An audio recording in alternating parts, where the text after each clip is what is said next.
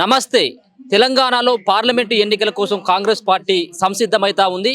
అంతేకాకుండా ఈ రోజు పార్లమెంటు ఎన్నికల్లో పోటీ చేసేందుకు అభ్యర్థులకు సంబంధించినటువంటి ఫైనల్ లిస్టును ఈ రోజు ఢిల్లీలో ఫైనల్ లిస్టును విడుదల చేసేటువంటి ఆస్కారం కనబడతా ఉంది. దీనికోసం అని చెప్పేసి ఏఐసిసి కార్యాలయంలో ఈ రోజు మీటింగ్ జరగబోతా ఉంది. ఆ మీటింగ్ కి తెలంగాణ నుంచి రాష్ట్ర ముఖ్యమంత్రి రేవంత్ రెడ్డి, బట్టి విక్రమార్క, మరో పక్కన మంత్రి ఉత్తమ్ కుమార్ రెడ్డి వీళ్ళందరూ కూడా హాజరు కాబోతా ఉన్నారు. ఈ భేటీలో ఒక కీలకమైనటువంటి చర్చ కొనసాగేటువంటి ఆస్కారం కనబడతా ఉంది. తెలంగాణతో పాటు మిగతా 5-6 రాష్ట్రాలకు సంబంధించినటువంటి లోక్సభ అభ్యర్థులకు సంబంధించినటువంటి ఒక క్లారిటీ వచ్చేటువంటి ఆస్కారం కనబడతా ఉన్నది.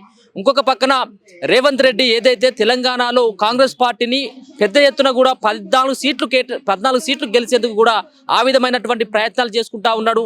అంతేకాకుండా ఆయనే ముందుగానే 2-3 అభ్యర్థులను ప్రకటించినప్పటికీ కూడా ఆ అభ్యర్థులు ఫైనల్ అవుతారా లేదనేది కూడా కొంత ఉత్కంఠమైనటువంటి వాతావరణం ఉంది. ఎందుకంటే కాంగ్రెస్ పార్టీలో సీట్లకు సంబంధించినటువంటి విషయంలో కొంత కసరత్తులు చేయాల్సినటువంటి అవసరం ఉంటుంది. కేవలం ఇది ఇక రాష్ట్రానికి సంబంధించినటువంటి వ్యవస్థ కాదు, ఇది ప్రధానమంత్రిగా రాహుల్ గాంధీని చేయాలన్నటువంటి ఒక ఆలోచనతో కాంగ్రెస్ పార్టీ దేశవ్యాప్తంగా ప్రయత్నాలు చేస్తున్నటువంటి సందర్భంలో గెలుపు గుర్రాలకు అవకాశం ఇస్తుందా, లేకపోతే ఇక్కడ ఫైనల్ లిస్ట్ 10 మంది పేర్లను లిస్టుని ఢిల్లీ అధిష్టానానికి పంపడం జరిగింది కాంగ్రెస్ పార్టీ. కాంగ్రెస్ పార్టీ తెలంగాణలో నుంచి పంపినటువంటి లిస్టునే ఫైనల్ చేస్తూ ఉంటుందా, లేకపోతే దాంట్లో మార్పులు చేర్పులు ఏమైనా ఉంటాయా లేదనేది కూడా మనం చూడాల్సినటువంటి అంశంగా చెప్పుకోవచ్చు. ముఖ్యంగా రేవంత్ రెడ్డి ఈరోజు సాయంత్రం వరకు ఏఐసిసి సంబంధించినటువంటి ఆ భేటీలో కూడా ఏఐసిసికి సంబంధించినటువంటి కార్యాలయం కూడా సిఇసి సంబంధించినటువంటి సమావేశంలో పాల్గొంటూ ఉంటారు. అంతేకాకుండా తెలంగాణలో ఏదైతే ఫస్ట్ లిస్టును పంపినటువంటి దశలో ఈ సంబంధించినటువంటి అభ్యర్థుల యొక్క కసరత్తు పూర్తి అయిపోయిందా, మొదటి లిస్టును రిలీజ్ చేస్తారా, లేకపోతే 17 ఎంపీ సీట్లకు సంబంధించినటువంటి సెగ్మెంట్లలో పూర్తి స్థాయిలో కూడా అభ్యర్థులను ప్రకటించేటువంటి ఆస్కారం ఉంటుందా అనేది కూడా మనం చూడాల్సినటువంటి అంశంగా చెప్పుకోవచ్చు. అయితే కొంతమంది ఒక్కొక్క సెగ్మెంట్లో 3-4 కూడా వాళ్ళ యొక్క పేర్లను ప్రపోజల్లో పెట్టడం జరిగింది. ఈ సంబంధించినటువంటి అంశాలను కూడా కొంత కసరత్తులు చేస్తూ ఉన్నది. దీనిపైన ఇప్పటికైతే ఎన్నికల సంఘం ఎలాంటి క్లారిఫికేషన్ కూడా ఇవ్వలేదు, ఎన్నికల షెడ్యూల్ కూడా రిలీజ్ చేయలేదు. రిలీజ్ చేసేటువంటి ఆస్కారం 14వ తారీఖున 15వ తారీఖున రిలీజ్ చేసేటువంటి ఆస్కారం ఉన్నటువంటి సందర్భంలో కొంత ఉత్కంఠమైనటువంటి వాతావరణం. ఇప్పుడే అభ్యర్థులను ప్రకటించినట్టయితే ఏం చేయాలి, ఒకవేళ అభ్యర్థులను ప్రకటించినట్టయితే అసంతృప్తులను ఏ విధంగా బుజ్జగించాలన్నటువంటి కోణంలో ముఖ్యమంత్రి రేవంత్ రెడ్డి కూడా దానిపైన కూడా సమాలోచనలు చేస్తూ ఉన్నారు. ఇక మరో పక్కన ఖమ్మం సంబంధించినటువంటి పార్లమెంట్ సెగ్మెంట్లలో రాహుల్ గాంధీని బరిలోకి దించాలన్నటువంటి కోణంలో కాంగ్రెస్ పార్టీ అయితే ఆ దిశగా ఆలోచనలు చేస్తూ ఉంది. ఎందుకంటే గతంలో కూడా తెలంగాణ నుంచి పోటీ చేయాలని చెప్పేసి సోనియా గాంధీని కూడా రిక్వెస్ట్ చేయడం జరిగింది తెలంగాణకు సంబంధించినటువంటి కాంగ్రెస్ పార్టీ నేతలంతా. కానీ దానికి ఎక్కడ కూడా సోనియా గాంధీ సుముఖంగా లేదు. అంతేకాకుండా ఆమె రాజస్థాన్ నుంచి కూడా నామినేటెడ్ పోస్టు రాజ్యసభ సభ్యురాలుగా కూడా ఆమె నామినేటెడ్ కావడం జరిగింది. కాబట్టి సోనియా గాంధీని ఎట్టి పరిస్థితుల్లో ఇప్పుడైతే తెలంగాణలో పోటీ చేసేటువంటి ఆస్కారం లేదు. కానీ ఏదో రకంగా సోనియా కుటుంబం నుంచి ఎవరో ఒకరు పోటీ చేయాలన్నటువంటి ఉద్దేశంతో తెలంగాణలో ఉన్నటువంటి కాంగ్రెస్ పార్టీ అయితే భావిస్తూ ఉంది. ఆ కోణంలోనే ఈ రోజు కూడా బట్టి విక్రమార్క, ఉత్తమ్ కుమార్ రెడ్డి, ముఖ్యమంత్రి రేవంత్ రెడ్డి కూడా అక్కడ రాహుల్ గాంధీని కానీ సోనియా గాంధీని కానీ కోరేటువంటి అవకాశం కనబడతా ఉంది. పార్లమెంట్ ఎన్నికల్లో రాబోయేటువంటి పార్లమెంట్ ఎన్నికల్లో ఖమ్మం సెగ్మెంట్లోనైనా లేకపోతే నల్లగొండలోనైనా కానీ పోటీ చేయాలని చెప్పేసి అయితే వాళ్ళని రిక్వెస్ట్ చేసేటువంటి ఆస్కారం కనబడతా ఉన్నది. దీని పట్ల రాహుల్ గాంధీ ఏ విధంగా సుముఖంగా ఉంటాడనేది కూడా చూడాలి. అంతేకాకుండా సోనియా కుటుంబం నుంచి ప్రియాంక గాంధీ, రాహుల్ గాంధీ కూడా వాళ్ళకి సంబంధించినటువంటి స్థానాలను కూడా ఈ రోజు మనం చూసుకోవడం జరిగింది. వాళ్ళు ఆ పోటీ చేసేటువంటి స్థానాల పైన కూడా క్లారిటీ ఇచ్చేటువంటి ఆస్కారం ఉన్నటువంటి నేపథ్యంలో తెలంగాణ నుంచి వాళ్ళు పోటీ చేసేందుకు సుముఖంగా ఉంటారా, లేకపోతే వాళ్ళు ఒప్పుకుంటారా లేదనేది కూడా చూడాల్సినటువంటి అంశం. ఎందుకంటే ఖమ్మం జిల్లాలో పూర్తి స్థాయిలో క్లీన్ చీట్ చేసినటువంటి ఆ పరిస్థితి, అంటే ఒక్క సీటును కూడా అక్కడ టీఆర్ఎస్ పార్టీ గెలుచుకోవడం జరిగింది. మిగతా ఉన్నటువంటి 9 సీట్లలో కూడా కాంగ్రెస్ పార్టీ బలంగా ఉంది. మరో పక్కన నల్లగొండలో కూడా కాంగ్రెస్ పార్టీ బలంగా ఉన్నటువంటి నేపథ్యంలో ఈ 2 సీట్లకి వెళ్ళి ఖచ్చితంగా పోటీ చేయాలని చెప్పేసి అయితే కాంగ్రెస్ పార్టీ అయితే భావిస్తూ ఉంది. దీనిపైన కూడా కొంత చర్చ నడిచేటువంటి ఆస్కారం అయితే కనబడతా ఉంది. అంతేకాకుండా ఇప్పుడు కేటాయించేటువంటి ఏదైతే 10 మందికి సంబంధించినటువంటి లిస్ట్ని ఏఐసిసికి సంబంధించినటువంటి కేంద్ర ఎన్నికల కమిటీకి పంపినటువంటి కాంగ్రెస్ ఎన్నికల కమిటీకి పంపినటువంటి నేపథ్యంలో వీళ్ళు పంపినటువంటి ఫైనల్ లిస్టులో ఉన్నటువంటి అభ్యర్థులకు ఖరారయ్యేటువంటి ఆస్కారం కనబడతా ఉంది. ముందుగా ఏదైతే ముందుగా వరంగల్కు సంబంధించినటువంటి ఆ పార్లమెంట్ సెగ్మెంట్లో దొమ్మాటి సాంబయ్య కూడా ఇవ్వాలని చెప్పేసి భావిస్తా ఉంది. గతంలో కూడా ఆయన ఎంపీగా పోటీ చేసి ఓడిపోయినటువంటి నేత. అంతేకాకుండా వరంగల్లో కూడా పూర్తి స్థాయిలో 12 నియోజకవర్గాలు ఉంటే దాంట్లో 10 సీట్లను కూడా కాంగ్రెస్ పార్టీ గెలుచుకోవడం జరిగింది. దొమ్మాటి సాంబయ్యకి ఇస్తే కొంత పాజిటివ్ అయినటువంటి దృక్పథం ఉంటుందని చెప్పేసి కాంగ్రెస్ పార్టీ భావిస్తా ఉంది. కాబట్టి వరంగల్ నుంచి దొమ్మాటి సాంబయ్యకు టికెట్ కన్ఫర్మ్ అయ్యేటువంటి ఆస్కారం ఉంటుంది. ఆ బరిలో కూడా మరి గతంలో స్టేషన్ కనుపూర్ నుంచి ఓడిపోయినటువంటి ఎవరైతే ఇందిరా ఉందో ఆమె కూడా ట్రై చేస్తా ఉంది. చూడాలి మరి. ఎక్కువగా మాత్రం దొమ్మటి సాంబయ్య వైపే రేవంత్ రెడ్డి మొగ్గు చూపినట్టుగా తెలుస్తా ఉంది. అంతేకాకుండా కరీంనగర్ నుంచి కూడా ప్రవీణ్ రెడ్డిని బరిలోకి దించాలని చెప్పేసి భావిస్తా ఉంది కాంగ్రెస్ పార్టీ.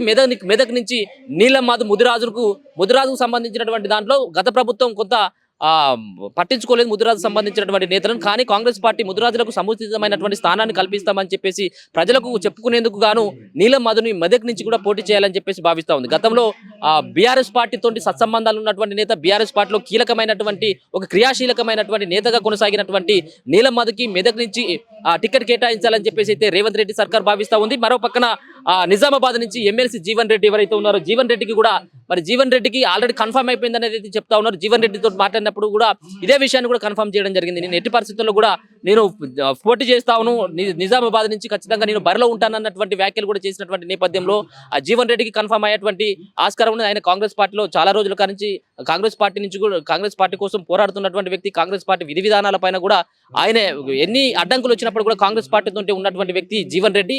ఆ జీవన్ రెడ్డి కూడా నిజామాబాద్ నుంచి కూడా కన్ఫర్మ్ అయ్యేటువంటి ఆస్కారం ఉంటుంది. ఇక నల్గొండ నుంచి రఘువీరారెడ్డి ఎవరైతే జానారెడ్డి కుమారుడు ఉన్నారో కాంగ్రెస్ పార్టీకి చాలా రోజుల నుంచి కాంగ్రెస్ పార్టీ కోసం పనిచేసినటువంటి వ్యక్తి జానారెడ్డి కుటుంబానికి రఘువీరారెడ్డి ఎవరైతే జానారెడ్డి కొడుకున్నాడో జానారెడ్డి కొడుకు రఘువీరారెడ్డికి టికెట్ ఇవ్వాలని చెప్పేసి అయితే భావిస్తా ఉంది. ఎందుకంటే నల్గొండ అనేది కూడా చాలా కీలకమైనటువంటి స్థానం. నల్గొండలో కాంగ్రెస్ పార్టీకి కంచుకోటగా ఉన్నటువంటి ఆ స్థానం కాబట్టి నల్గొండలో మరి జానారెడ్డి పట్టుబడతా ఉన్నారు. తనకు కాకపోయినప్పటికీ కూడా తన కొడుకు కూడా టికెట్ ఇవ్వాలని చెప్పేసి మరి పట్టుబడతా ఉన్నాడు. కాబట్టి ఈ రెండిట్లలో జానారెడ్డి లేకపోతే రఘువీరారెడ్డికి ఈ ఇద్దరిట్లలో ఎవరికో ఒకరికైతే కన్ఫర్మ్ అయ్యేటువంటి ఆస్కారం కనబడతా ఉంది. ఇక సికింద్రాబాద్ నుంచి బొంతు రామ్మోహన్ రెడ్డి ఎవరైతే ఉన్నారో గతంలో మేయర్గా పనిచేయడం జరిగింది హైదరాబాద్కి.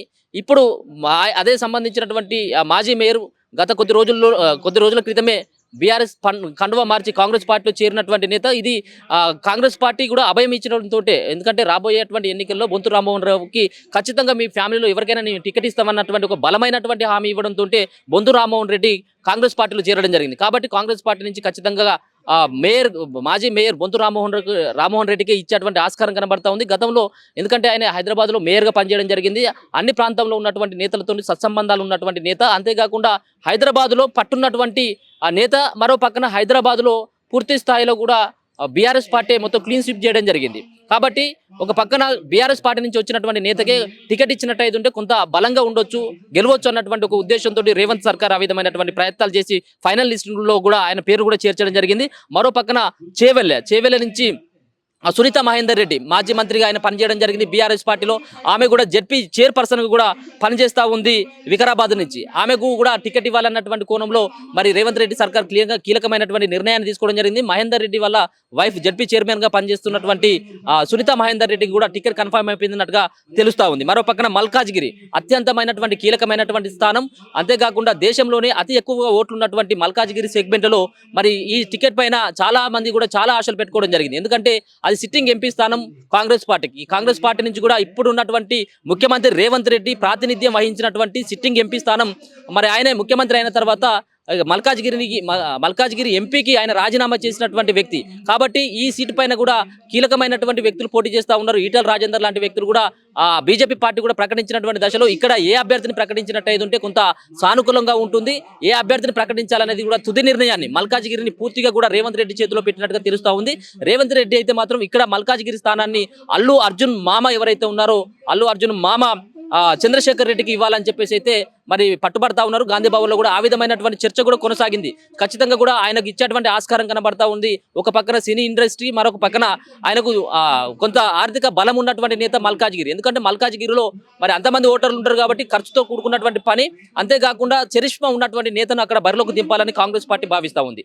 దానిలో భాగంగానే చంద్రశేఖర్ రెడ్డికి ఖచ్చితంగా అక్కడ ఫైనల్ అయ్యేటువంటి ఆస్కారం ఉంది. ఇక మహబూబ్ నగర్ సంబంధించినటువంటి దాంట్లో ఆల్రెడీ రేవంత్ రెడ్డి మొదటి సీట్ను కేటాయించిండు. మొదటి అభ్యర్థిని ప్రకటించినటువంటి మహబూబ్ నగర్ సీటును మరి పాలమూరు సంబంధించినటువంటి మహబూబ్ నగర్ జిల్లాకు సంబంధించినటువంటి వ్యక్తి చల్లా వంశీచంద్ర రెడ్డికి కూడా కేటాయించడం జరిగింది. అది మొదటి సీటును కూడా రేవంత్ రెడ్డి అతి ప్రతిష్టాత్మకంగా తీసుకున్నటువంటి ఆయన ఖచ్చితంగా కూడా గెలుస్తాడు అన్నటువంటి ఒక హోప్ తోటి ఎవరిని కూడా ఎవరితో కూడా డిస్కషన్ చేయకముందుకే చల్లా వంశీచంద్ర రెడ్డి పేరు కూడా రేవంత్ రెడ్డి ఖరారు చేసినటువంటి సందర్భంలో కాబట్టి ఖచ్చితంగా కూడా వంశీచంద్ర రెడ్డి మరి బరిలో ఉండేటువంటి ఆస్కారం కనబడతా ఉన్నది. అంతేకాకుండా మరొక పక్కన ఏదైతే ఖమ్మం సంబంధించినటువంటి దాంట్లో ఖమ్మం కూడా పెండింగ్ ఉండడం జరిగింది.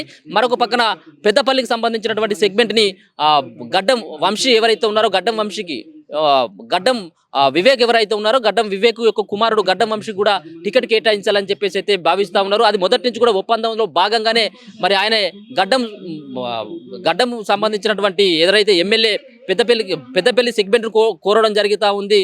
వివేక్ వాళ్ళ కొడుకు కోసం మొదట్లోనే రాహుల్ గాంధీని కానీ సోనియా గాంధీని కలిసినటువంటి సందర్భంలో హైదరాబాద్కు వచ్చినటువంటి దశలో వాళ్ళని కలిసి కూడా వాళ్ళ కొడుకుకి వంశీకి ఖచ్చితంగా కూడా ఎంపీ సీటు, మరొక పక్కన ఆయనే అంతకుముందు బీజేపీ పార్టీలో ఉండేది గడ్డం వివేక్, కానీ ఆయన పార్టీలోకి రావాలంటే రెండు సీట్లను కూడా ఆయన అడగడం జరిగింది. ఒక పక్కన పెద్దపల్లి ఎంపీ సీటును కూడా వాళ్ళ కొడుకుకు ఇవ్వాలని చెప్పేసి ఆయన అడగడం జరిగింది. దానికి సానుకూలంగా స్పందించడం జరిగింది. కాబట్టి గడ్డం వంశీకి కూడా ఖచ్చితంగా కూడా ఈసారి టికెట్ లభించేటువంటి ఆస్కారం కనబడతా ఉంది.